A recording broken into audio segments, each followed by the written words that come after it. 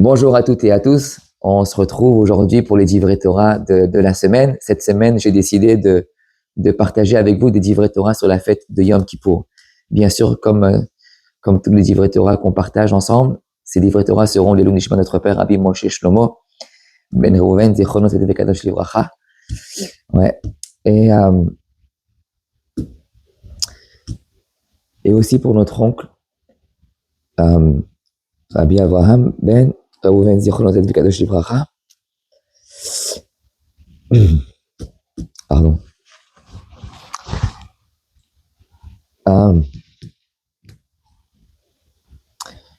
Cette fête de Yom Kippour, il y a marqué,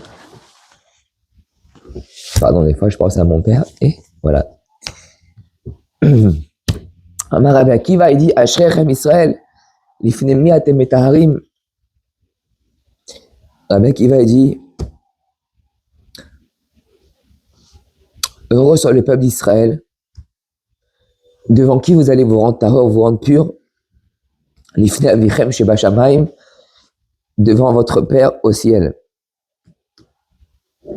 Rabbi Akiva, il veut nous donner une nouvelle identité sur la fête de Yom Kippour. La fête de Yom Kippour n'est pas juste une journée où on doit faire Hatati Aviti Pashati, mais Rabbi Akiva, il veut nous donner une nouvelle identité. Comment prendre cette journée qui est très très très importante, c'est vrai, et pas juste regarder cette journée en étant une journée triste parce qu'on ne mange pas, on ne va pas avoir le café le matin, on ne peut pas avoir notre pain, notre baguette. Et j'aimerais bien aujourd'hui partager avec vous peut-être comment changer cette journée et essayer d'avoir une autre perspective, de la regarder d'une nouvelle façon, d'une nouvelle manière. Et peut-être lorsqu'on ira à la synagogue mercredi ou mardi soir, bien qu'on aura un petit peu faim, on aura besoin de notre café, on aura une différente vision et peut-être qu'on sera un peu plus joyeux en allant dans cette journée. Faut pas oublier que Yom Kippour, ce n'est pas censé être une fête triste. Le fait qu'on dit dans Yom Kippour, on fait la bracha de Shechianu Vekimanu Veganu Lazman Hazeh. Cette bracha n'est pas dite le jour de Tisha B'Av, qui est un jour triste. Mais Yom Kippour, on dit la bracha de Shechianu parce que c'est une journée qui est joyeuse. On ne dit pas les Tachanonim. Pardon, je ne vais pas rentrer dans les moments de Tachanonim parce qu'on va les dire les Tachanonim dans certains moments, mais Yom Kippour n'est pas censé être une journée qui est triste. Vous savez, c'est une des raisons pour laquelle on a étudié ça Shabbat, c'était un très beau chidouche. Vous savez, il y a plusieurs raisons. Il y a marqué dans la Torah, Ve'initem et nafshotechem, batchi'i la chodesh ba'erev. Lorsqu'on doit, il y a marqué qu'on doit, initem et nafshotechem, la Gemara demande pourquoi est-ce qu'on doit être Ve'initem et nafshotechem. Arrête, on ne jeûne pas le 9 du mois, on jeûne le 10 du mois qui est le lendemain. Pourquoi est-ce que la Torah dit Ve'initem et nafshotechem?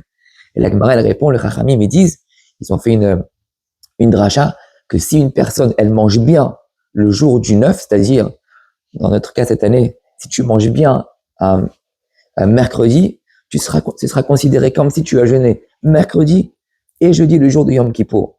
Et il y a plusieurs raisons, à peu près une dizaine de raisons pour laquelle est-ce que la Torah, est-ce qu'elle voudrait qu'on mange bien la veille de Yom Kippour, jusqu'à tel point que cette journée sera considérée comme si tu as jeûné cette journée-là. Comment c'est possible? Je mange bien et tu me considères comme si j'ai jeûné. Donc, une des réponses que j'ai lues cette semaine et que j'ai partagée avec ma synagogue Shabbat, une des réponses, elle est que Akadosh Baruch Hu, il dit en fait, si tu penses que la fête de Yom Kippour, c'est une journée où tu peux venir me demander pardon, et tu es confiant que tu peux venir me demander pardon. Donc, le fait que tu viens et tu manges la veille de la fête, pourquoi? Pour être en bonne santé et venir le jour de Yom Kippour pour me demander pardon. Donc, Kadosh Baruch Hu, il te dit, ce que tu fais la veille, pour bien le faire le lendemain, je vais être marchive comme si tu as jeûné. Donc, en fait, Kadosh Baruch Hu, ce jeûne n'est pas juste un jeûne pour être triste. C'est un jeûne qu'on jeûne juste pour demander pardon, pour enlever nos fautes. Mais Akadosh Baruch Hu, en aucun cas, il voudrait qu'une personne soit triste la veille ou 2 jours avant. Non, dans tout le contraire. Akadosh Baruch Hu, il veut que tu fasses tout pour que tu arrives en bonne forme le jour du jeûne. Mais le fait qu'on doit demander pardon, donc on doit jeûner le jour du jeûne. Mais la veille, il faut que tu puisses bien manger pour que tu sois en pleine forme le jour de Yom Kippour. Donc le jour de Yom Kippour est en fait une journée qui est considérée comme une fête. Pourquoi c'est une fête? Parce que c'est une journée, c'est une opportunité qu'on va pouvoir venir à Kadesh Baruch Hu lui dire Hachem, s'il te plaît, pardonne-moi pour ce que j'ai fait. Ça, c'était entre parenthèses. Donc ma question aujourd'hui, ce qu'on voudrait expliquer, qu'est-ce que Rabbi Akiva vient nous dire en nous disant que Asherechem Israël, lifnemi atem et taharim. Comment est-ce qu'une journée peut être lifnemi atem et taharim? Depuis quand est-ce que la journée de Yom Kippour, c'est un mikvé? Tu peux me dire que c'est une journée qu'on peut demander pardon, mais Rabbi Akiva il dit lifnemi atem et taharim, lifne avichem sheba shamayim. Comment est-ce qu'une personne elle est métahère? Comment est-ce qu'une personne elle est pure? En général, on va au mikvé. Le mikvé, si tu es devenu impur, tu vas au mikvé, tu te trempes, tu es devenu pur. Comment est-ce que la journée de Yom Kippour peut être considérée un mikvé? Arrête, le mikvé, c'est quand on se trempe dans de l'eau. Là, au Yom Kippour, c'est pas de l'eau, on va à la synagogue, on prie, on demande pardon. Comment est-ce que demander pardon peut être considéré un mikvé? Lifnemi atem et taharim. Alors, vous savez, le mikvé, pour faire un mikvé tahor, il y a des certaines conditions qu'il faut remplir pour que le mikvé soit pur. Le mikvé, il a une certaine profondeur et quantité d'eau que tu dois mettre à l'intérieur pour que le mikvé soit tahor. C'est quoi la quantité d'eau qu'il faut avoir pour que le mikvé soit tahor et soit pur? La Gemara nous dit qu'il faut que le mikvé il ait arba'im CA, 40 CA. CA, c'est une mida, c'est un mesurement. Comme par exemple, on a une bouteille d'eau qui fait 1 litre, 2 litres, 3 litres. Donc dans la Gemara, nous avons la mida de CA. Combien c'est? On peut essayer de comprendre c'est quoi le CA. La Gemara nous dit que chaque CA, ça représente Esrim ve'arba login, 24 login. Vous allez me dire, mais c'est quoi des login? Alors je vais vous expliquer. Si on prend les 40 CA, et chaque CA, on l'a dit, c'est Esrim ve'arba login, c'est 24 login.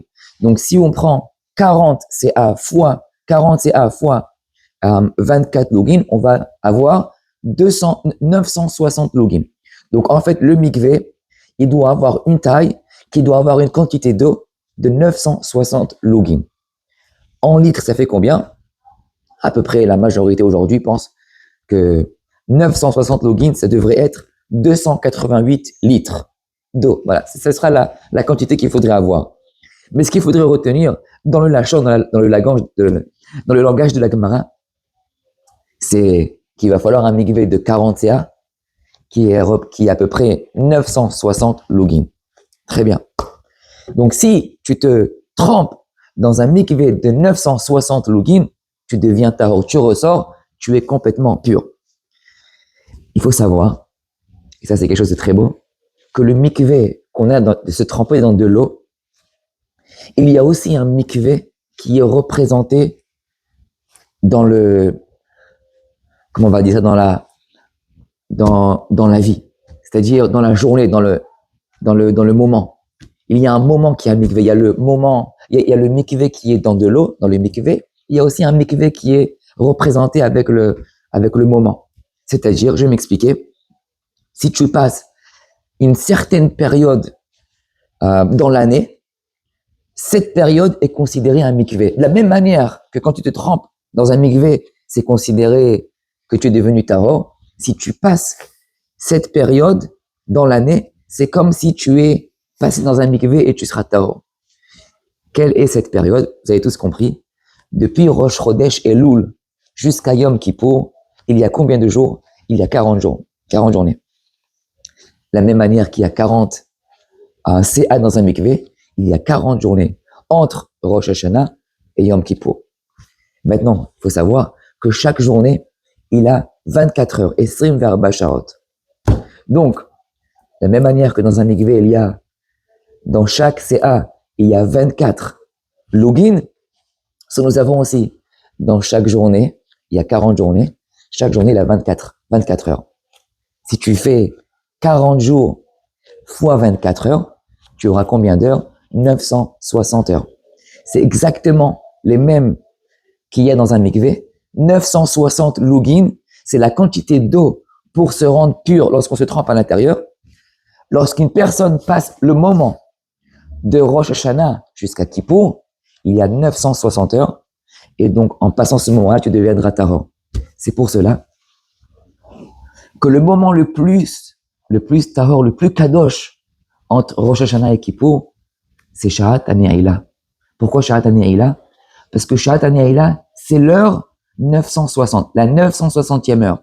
De la même manière qu'un mikvé, imagine tu as un mikvé qui a juste à l'intérieur 959 lugim. Est-ce qu'il est tahor? Non. Il est pas tahor, tu t'es trempé à l'intérieur, tu n'as rien fait.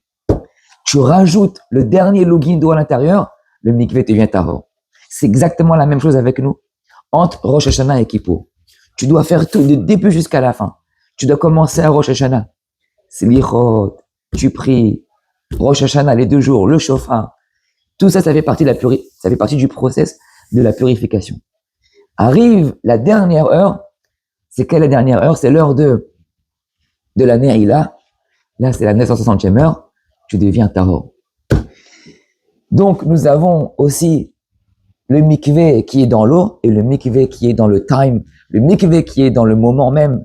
Lorsqu'on passe ces 40 jours avec ces 960 heures, nous devenons tahor.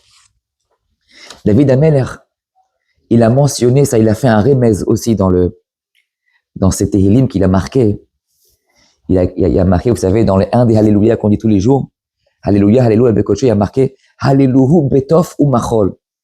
La simple traduction, le pshat apashut est Alléluia qu'il faut dire des compliments à Kadosh Baruch Hu. Il faut praise Hashem. Il faut dire des compliments à Kadosh Baruch Hu. Betof, c'est avec le tambour. Ou Machol, c'est en faisant on va danser en rond. Faire une danse. Lorsqu'une personne va venir et utiliser le tambour, faire de la musique pour pouvoir danser, et avec ça, tu peux être Alléluia. Tu peux faire une chanson à Kadosh Baruch Hu. Cependant, tu peux faire un remez aussi. Tu peux lire d'une autre manière. Betof, le mot tof, la gematria, la valeur numérique du mot tof, c'est exactement 480. Taf, c'est 400. Et vav, ce sera 6. Et pardon, c'est le tof, c'est sans le vav, ce sera taf et pesofit. Donc il y aura 480, ce qui fera que 480, et il y a le bet juste avant. Bet, ça veut dire 2. Tu fais 2 fois 480. 2 fois 480, c'est exactement 960. Donc David Ameler, il dit Alléluia Betof. Sois avec Akadosh Baruch Hu. Suis-le pendant les 960 heures. Betof. Ou Machol. C'est quoi Machol? Ça vient du mot Mechila. Et Akadosh Baruch Hu, il te fera la Mechila. Il te pardonnera. Donc c'est exactement le remez. C'est quoi un remez? Je veux dire, ce n'est pas juste le pshat. C'est on va dire ça, c'est une allusion à ce qu'on veut essayer d'apprendre. Il y a plusieurs façons d'étudier la Torah. On peut étudier avec le pshat.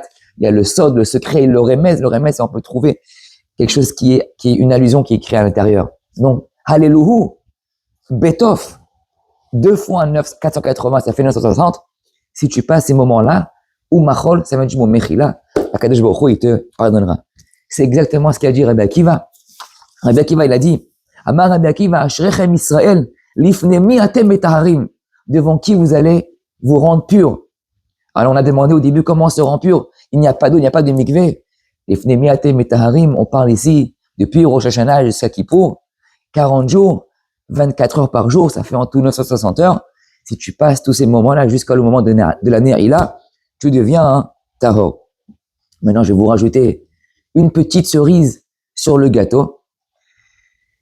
Et ce serait très très beau si imaginez que je vous dis qu'il y a aussi cette allusion dans le mois de Tishré. Vous savez, le Kippour, Ça arrive au mois de Tishré. C'est la dernière journée, le mois de Tishré. Quelle est la valeur numérique du mois de Tishré? Tav, c'est 400. Shin, ce sera 300. Resh, ça fait 200. On est déjà à 900. Plus le Yud, ça fait 910. 910, il nous manque exactement 50 pour faire 960, le moment les 960 heures du mikvé de Rosh Hashanah Yom Kippour. Comment est-ce que peut avoir 960 sur le mois de Tishré? Alors, Baruch Hashem, j'ai trouvé un Arizal qui dit, à part de faire la gematria avec les lettres, on peut aussi faire une gematria avec les voyelles. C'est-à-dire, vous savez, les points qu'il y a en bas, chaque lettre, il y a un chirik, un sheva ou un segol, ils ont aussi une gematria. D'après le Harizal, chaque point, ça a une valeur numérique de 10. Donc, en dessous le tav, il y a un point, le chirik. En dessous le shin, il y a un sheva, il y en a 2, ça fait 3, on est déjà à 30. Et en dessous le resh, il y a un tsere, ça fait 2, on est déjà en tout, ça fait 50. Donc, Tishré, c'est 910. Plus 50, ça fait exactement 960. Lorsqu'on arrive au mois de Kippour, on arrive aux dernières heures. Depuis Rosh Hashanah jusqu'à Kippour, ça fait en tout 960, exactement la mida du mikvé. De la même manière que dans un mikvé, il y a 960 nougin d'eau pour purifier une personne. On passe entre Rosh Hashanah et Yom Kippour, il y a 960 heures pour nous purifier. Très bien. Ça, c'était un pshat pour expliquer Rabbi Akiva en quoi cette journée est une journée de purification. Je vais aujourd'hui partager avec vous un deuxième pshat qui est aussi très très beau et que on peut l'apprendre aussi de ce même Rabbi Akiva qui nous a marqué Ashrechem Israël ifnemi atem et taharim. Vous savez, il y a marqué dans la Mishnah, dans la Gemara, que Yom Kippour ne pourra jamais tomber un lundi, un mercredi, un jeudi et un Shabbat. Pardon, l'inverse. Le jeûne de Yom Kippour, il peut tomber seulement le lundi, le mercredi, le jeudi et le Shabbat. Ce sont les seules journées où le jeûne de Yom Kippour pourra tomber. Les autres journées, comme le dimanche, le lundi, le mardi et le vendredi, il ne pourra pas y avoir de Yom Kippour. Pourquoi? C'est quoi le problème d'avoir un jeûne de Yom Kippour un dimanche ou d'avoir le jeûne de Yom Kippour un mardi ou un vendredi? S'il peut tomber Shabbat, ben il peut tomber aussi un vendredi. C'est quoi le problème? Alors, il y a une Mishnah dans Masechet Kelim, Perek Yud Zayin, Perek 17. Il y a une très belle Mishnah qui parle là-bas à propos de quel keli, de quel ustensile ils peuvent être contaminés et ils peuvent devenir impurs. C'est-à-dire que s'il y a une toum'a de l'impurité qui a touché le keli va devenir tamé. Donc, comme vous le savez, pas tous les kelis sont susceptibles de recevoir de la toum'a. Il faut qu'il y ait il y a des critères pour lesquels un keli peut devenir tamé et pas devenir tamé. La Mishnah nous dit, par exemple, comment savoir les choses qui peuvent faire que le keli est tamé. La Mishnah nous dit que si le keli il a été fait avec une matière qui a été créée pendant la création du monde et ça a été créé pendant le jour du dimanche. Le jour du dimanche, qu'est-ce qui a été créé? La terre. La terre, c'est quelque chose de tamé. Donc la Mishnah nous dit que si tu as un keli qui vient de la terre, quelque chose qui a été créé le dimanche, vu que c'est quelque chose qui est tamé, le keli, il devient tamé, et donc cette journée-là ne peut pas être utilisée pour le rendre un jour tellement kadosh, tellement pur, on n'utilisera pas pour faire le jeûne de Yom Kippour. Vous imaginez ça? Donc les Chachamim, ils ont été koveya. Dimanche, hors de question, on fait pas Yom Kippour. Pourquoi? Parce que c'est un jour qui a été utilisé pour créer quelque chose de tamé, donc on n'utilisera pas pour faire une journée qui est tahor, qui est pure. Le même cheshbon, le même calcul on va faire avec mardi. Pourquoi est-ce que mardi ne peut pas être utilisé pour faire la journée de la fête de Yom Kippour? Mardi a été le jour où on a créé les arbres, qui est le bois, et un keli qui est fait en bois, il reçoit la touma. il peut être contaminable. Donc, cette journée ne peut pas être utilisée pour faire la fête de Yom Kippour. La même chose pour Yom Shishi, qui est le vendredi. Le vendredi, Hachem, il a créé les animaux, il a créé, on peut pas, on va faire avec ça, vous savez, la peau de l'animal est contaminable. Donc, aussi, cette journée-là, le vendredi, ne peut pas être utilisée pour faire la fête de Yom Kippour. Cependant, les autres journées, quand par exemple, lundi, Hachem, il a créé le ciel. Le ciel, c'est quelque chose de tahor, Akadosh Baruch Hu. Dans ce cas-là, Yom Kippour, il peut être le lundi. Le mercredi, Akadosh Baruch Hu, il a créé le soleil, il a créé la lune, il a créé les étoiles. Tzva Shamaim, l'armée du ciel, c'est tahor, il n'y a pas de touma. Cette journée peut être utilisée pour Yom Kippour. Le jeudi, Akadosh Baruch Hu, il a créé les poissons. Les poissons, c'est toujours tahor. Il n'y a pas de touma dans le poisson. Un poisson n'est pas tamé. Il n'y a pas de touma dans le poisson. Le Shabbat, c'est un jour qui est kulo tahor, kulo kadosh, il n'y a pas de question à se poser. C'est pour cela que Yom Kippour peut tomber le Shabbat. Donc, en résumé, le jour de Yom Kippour peut tomber lundi, mercredi, jeudi et Shabbat, mais il ne tombera jamais pendant le dimanche, le mardi ou le vendredi. Tout dépendra en fait, qu'est-ce qui a été créé? Est-ce que c'est une matière qui est contaminable pour devenir impure ou pas? Ok?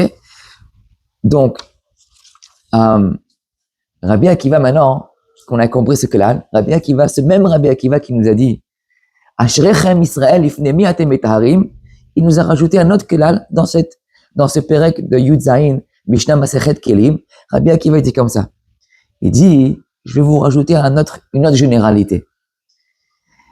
Il dit, vous savez, tout animal qui vit sur terre, il sera tamé. N'importe quel animal, s'il y a une touma qui le touchera, quelque chose d'impur, il est contaminable et devient tamé. Cependant, si l'animal, il vit dans l'eau, il sera tahor. Ok, donc il nous a rajouté un autre kelal. À part tout ce qu'on a appris, tout ce qui a été créé dimanche, là, tout animal qui vit sur terre, il sera tamé, parce que ça vit sur la terre en elle-même, elle est tamée, donc aussi, l'animal qui vit de ça, il sera tamé. Cependant, tout animal qui vit sur l'eau, il sera tahor. Il rajoute, chutz, une exception à la règle, chutz mikelev hayam. À part, maintenant je ne sais pas comment traduire le kelev hayam en français, même en anglais, je ne sais pas vraiment si c'est, est-ce qu'aujourd'hui, c'est, on va dire, est-ce que c'est le phoque? Vous savez, c'est lui qui vit, qui va dans l'eau et qui vit sur terre aussi. Alors il dit, chutz mikelev hayam. En anglais, on appelle ça peut-être le sea lion, ça veut dire, on va dire, c'est le phoque, on va dire.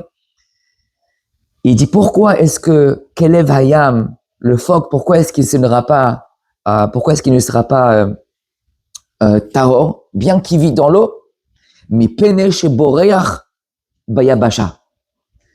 Bien qu'il vit dans l'eau, vu que lorsqu'il s'enfuit, lorsqu'il a un problème, il va s'enfuir sur la terre sèche, sur la yabasha, il est considéré comme s'il vivait sur la terre, et donc il sera tamé.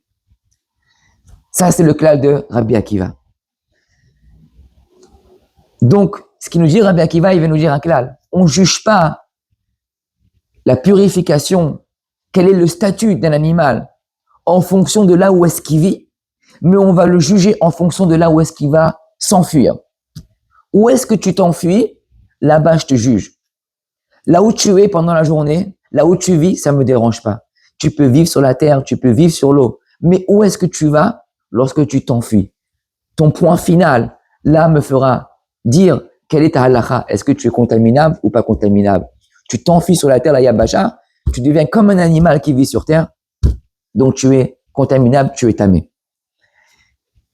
Très beau pshat, j'ai lu aujourd'hui, il y a 2 jours, comment on peut prendre ce klal de Rabbi Akiva pour nous aujourd'hui dans Yom Kippour. Il dit, on peut apprendre une leçon de cette Mishnah. Vous savez, on a beaucoup de fois, de tsahar, de tristesse, de moments qui sont très difficiles dans notre vie, qui sont pas faciles à vivre. Et ce n'est pas toujours rose, pas toujours la vie est pas toujours belle. On a des problèmes financiers, des problèmes familiaux, n'importe quel problème qu'il peut y avoir. La question est, Akadosh Baruch Hu, il te dit, je comprends, c'est difficile, tu peux être betsahar. Mais, on te dit, où est-ce que tu t'enfuis lorsque tu as un problème?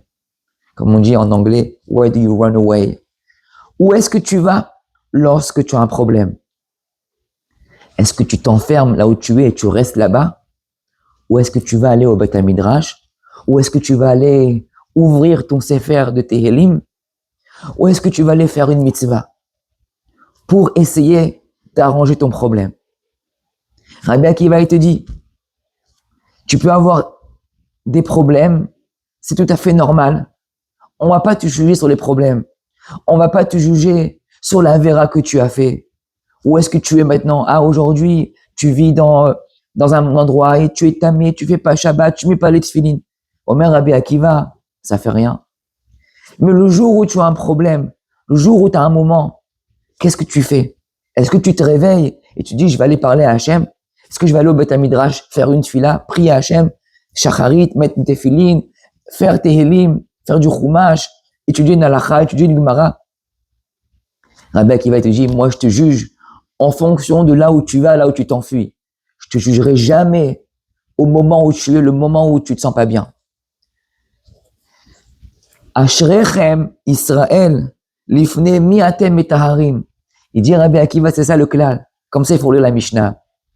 Il dit lifne miatem etaharim. Lorsque tu as un moment et tu dois aller être metaher, où est-ce que tu vas pour être metaher? Ashrechem lifne avirchem shebashamayim. Il dit si tu cours, tu t'enfuis devant qui? Lifne avirchem shebashamayim. Tu vas chez lui pour lui demander de l'aide, il n'y a pas de problème. Tout ce qui s'est passé avant, il n'y a aucun problème. Ça, c'est la fête de Yom Kippour. Il dit, ce qui s'est passé pendant l'année, il n'y a aucun problème, je comprends. Tu es tombé là, tu es remonté, tu es tombé 10 fois, 20 fois. Mais quand Yom Kippour, il arrive, qu'est-ce que tu fais?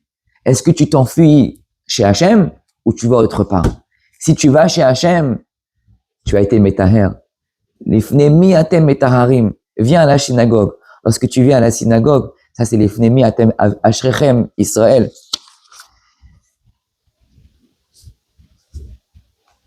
Ça, c'est l'histoire de Yona qu'on lit spécialement pendant Yom Kippour.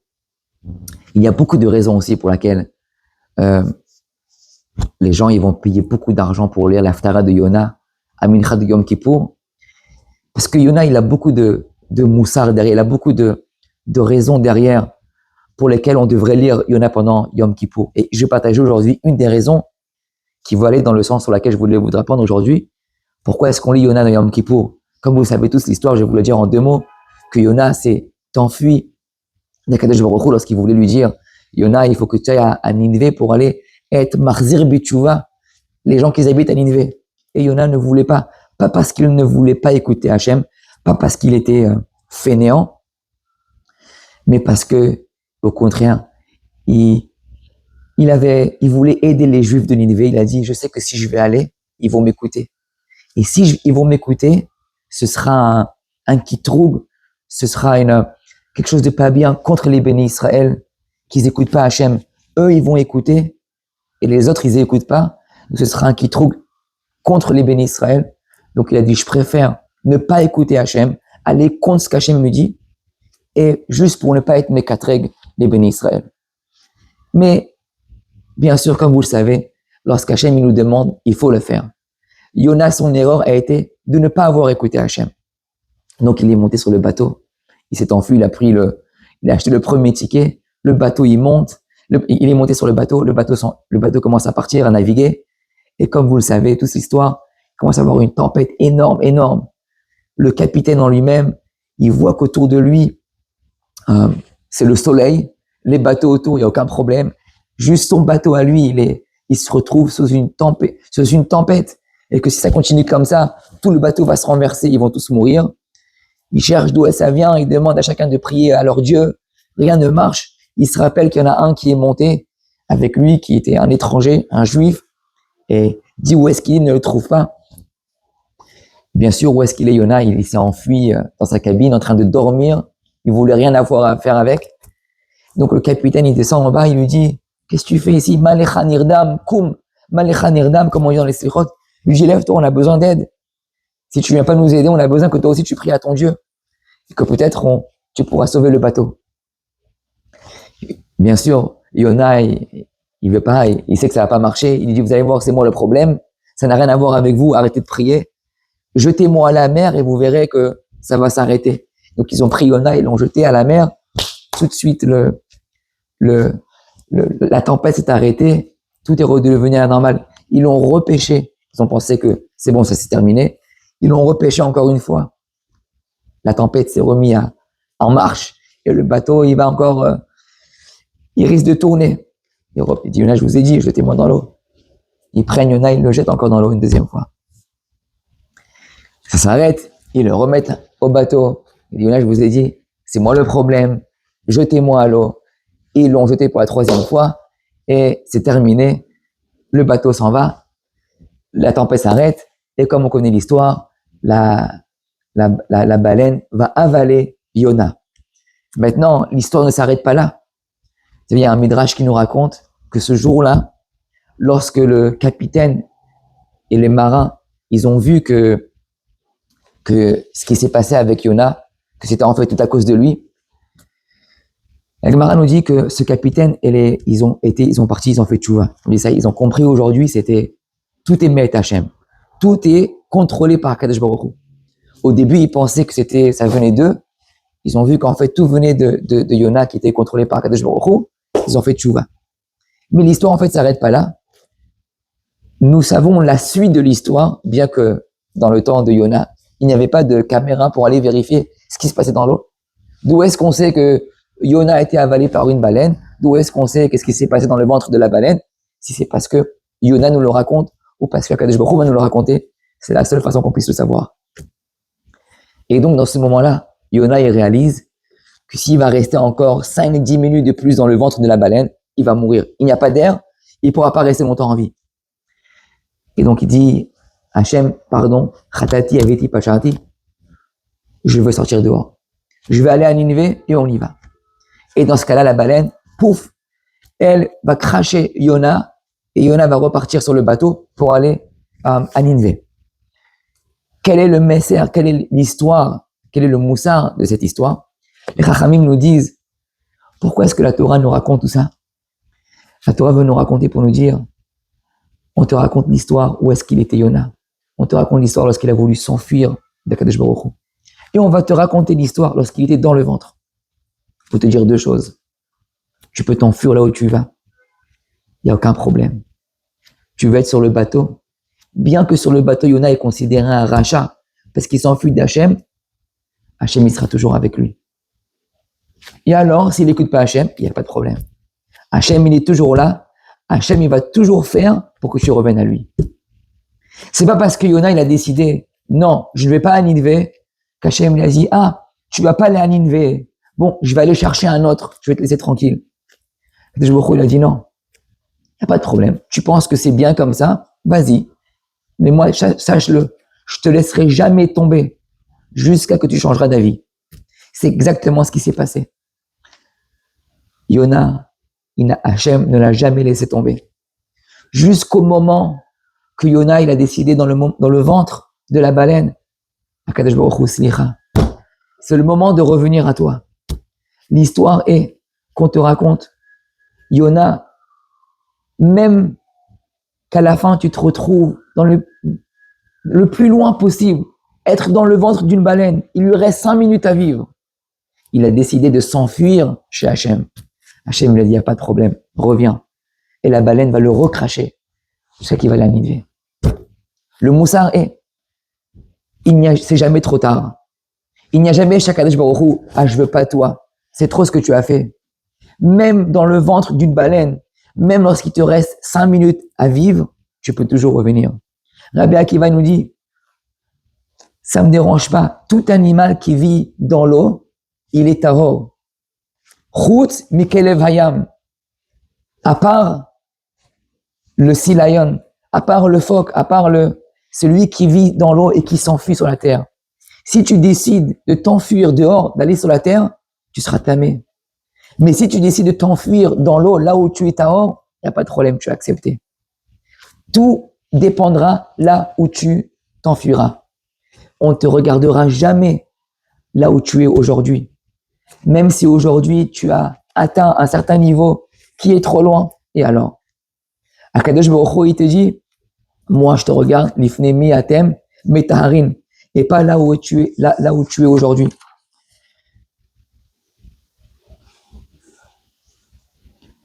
Il y a marqué dans le pasuk, Yona barach milifne Hashem. Yona, il s'est enfui de devant Hashem.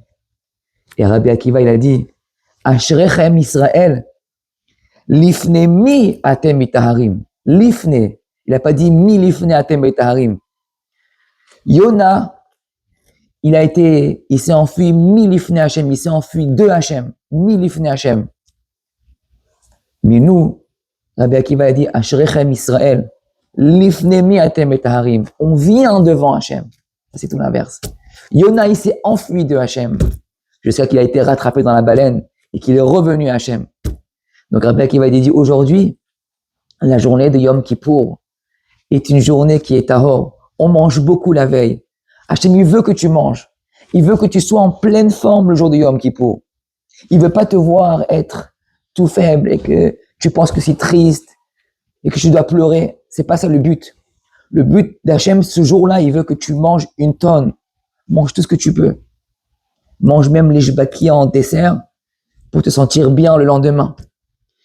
Et Akadosh Baruch Hu, il te dit, depuis Rosh Hashanah jusqu'à Kippour, je te donne 40 jours, qui sont les 40 séas du mikvé, qui représentent les 960 heures, les 960 lugin qui se retrouvent dans un mikvé. Le mois de Tishré, il a 960, ça représente la gematria de 960, qui sont les 960 heures depuis Rosh Hashanah depuis Rosh Chodesh Elul, jusqu'à Yom Kippour. La question est, tout ça c'est très beau, c'est un mikvé, l'ifnemi atem et taharim. La question c'est, où est-ce que tu t'enfuis? Est-ce que tu t'enfuis de Kadosh Baruch Hu? Est-ce que tu t'enfuis autre part et tu as peur? Ou est-ce que tu t'enfuis de là où tu es et tu dis, là maintenant aujourd'hui, je vais aller ouvrir le Sefer de Tehillim, aujourd'hui je vais aller à la Shul, aujourd'hui je vais ouvrir ma Gemara, aujourd'hui je vais ouvrir mes mitzvot, mon compte de mitzvot. Ça, c'est la journée de Yom Kippour. On prie tous aujourd'hui que Bezrat Hashem, cette journée de Yom Kippour, soit une journée de tahara, de purification pour nous tous. Et qu'avec l'aide d'Akadosh Baruch Hu, qu'on soit tous zochés de s'enfuir de là où on se retrouve, de s'enfuir de nos endroits, de ce monde qui est avec toutes ces tentations qui sont autour de nous, qu'on puisse avoir ce moment de purification. Ok, peut-être qu'on va retomber dans 2, 3, 4 jours, mais au moins demain on en aura mercredi. Ce sera une journée où on pourra s'enfuir, on pourra dire Hachem, je suis là vers toi, je suis revenu, s'il te plaît, crache-moi de ce ventre de cette baleine, ressors, j'ai besoin de ressortir, j'ai besoin de vivre, j'ai besoin de l'air, aide-moi. Et comme vous savez, il y a marqué que si tu viens avec cette petite ouverture d'une ouverture d'une aiguille, Akadosh Baruch Hu, il va t'ouvrir cette ouverture d'une très grande salle. Je me rappelle toujours que mon père, il adorait nous dire ce machal. Fais un petit peu, il adorait dire ça à la synagogue, fais un petit peu. Akadosh Baruch Hu, il t'ouvrira une très grande porte.